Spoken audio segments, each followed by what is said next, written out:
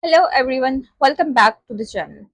If you have been following this Google Earth Engine series, then you have already know that I have previously uploaded a complete tutorial on how to calculate NDVI using Landsat 8 collection to level 2 imagery. In that video, we covered cloud masking, scaling, the reflectance values, and generating NDVI maps. Now that we know how to calculate NDVI, the next logical step is to answer the questions like how does vegetation change throughout the year, which month has the highest vegetation, is vegetation is increasing or decreasing. So we're going to talk about all of them in that tutorial. So uh, today's tutorial I'll show you how to create both monthly NDVI time series graph or yearly NDVI time series graph using Google Earth Engine simply. So let's get started.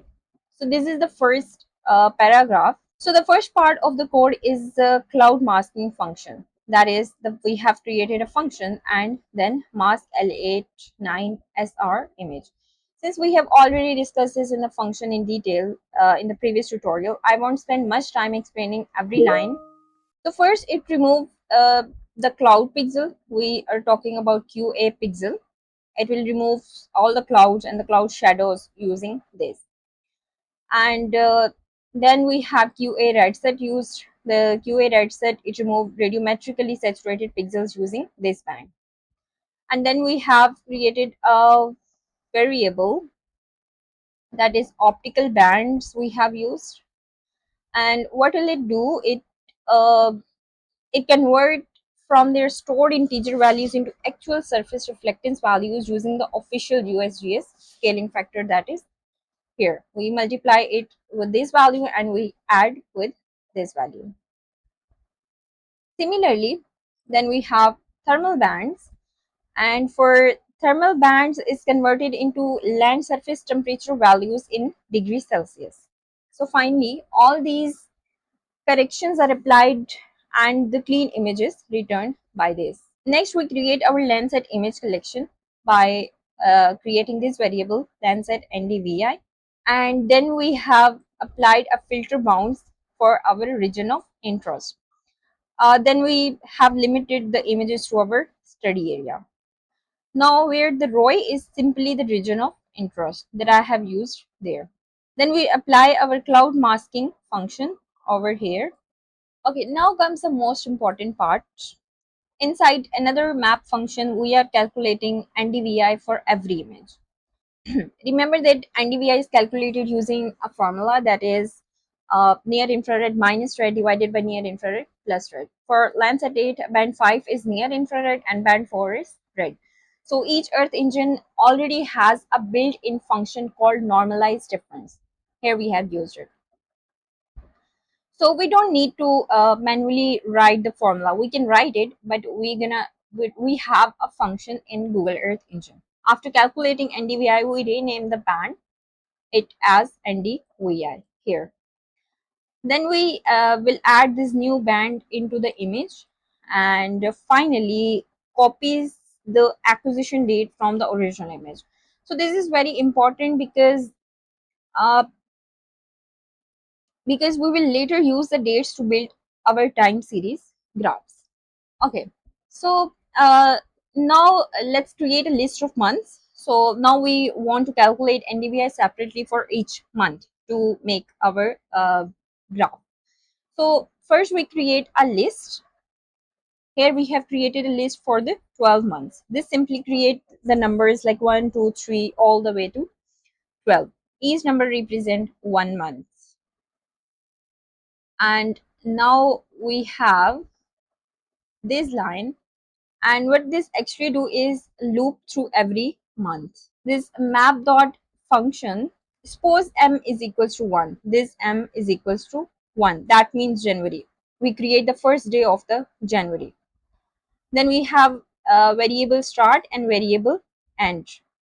The variable start is to create the first day of the February, and then we have our end. Now we filter only January images. Okay, then we select only NDVI bands. We have created a variable NDVI month. We will select Landsat NDVI. Then we had applied a filter date. It's basically a filter for the dates. We have filtered it from the start to the end. The start variable is over here and the end is over here. So, and then we have selected our NDVI and we have calculated the mean of all of that dates that we will select over here. So this is how we calculate NDVI monthly by this. So this will actually calculate the averages NDVI for that month.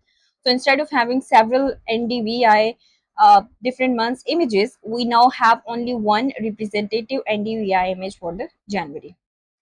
And next, let's calculate the mean of NDVI. Now we need a single number. Instead of an image, we want one average NDVI value representing the whole study area. So we have used a reducer dot mean. So what will it do? It actually which calculate the average NDVI inside ROI. Inside ROI means region of interest. So we have used geometry, region of interest, we have scale 30 and we have max pixel values, and then we will get NDVI. So this is how we calculate mean of NDVI. Then we will create features here over. So how we will calculate features? It's like store two pieces of information. When we are talking about EE feature, it will store two pieces of information. The month, for example, 2023 first month, then we have 2023 the second month, and its corresponding average NDVI values. So this process repeat automatically for all 12 months, and finally all these monthly record become a feature collection. That's why we have used it. So now we will print monthly NDVI. So you will see something like the months and the NDVI. Months would be something like 2023 first, 2023 second month, 2023 third month, and the corresponding all NDVI values with them. Here we have created monthly NDVI graph. So how are we going to do this? We have created a variable monthly chart, and we will use ui.chart.feature.by feature.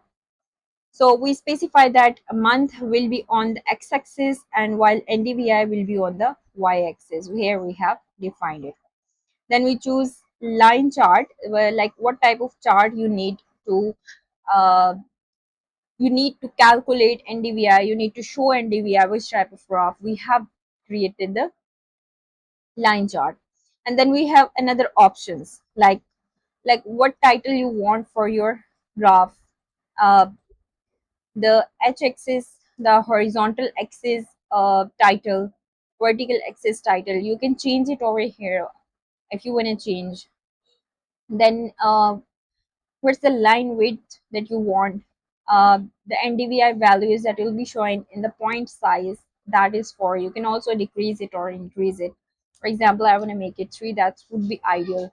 Then we have a series 0 color, and I want it in the green color, and here. So this is how I will explain all the properties of the chart. And then finally I have print monthly chart. So after doing this, if I will run this, I'll have a monthly time series graph over here. So let's see it in more detail. So here we have NDVI from 2023 first to 2023 12.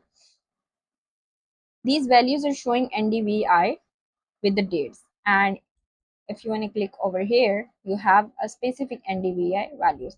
Now you can see the trend, like it's increased over these months, and then it's again decreased here, and these months have very low NDVI. So when we run the script, Earth Engine automatically generate a beautiful NDVI time series graph showing seasonal vegetation changes throughout the year. So you can also do it for different years, like you can do it from 2017 to onward 2026, any of the month, any of the year. So you can do it in your own study area.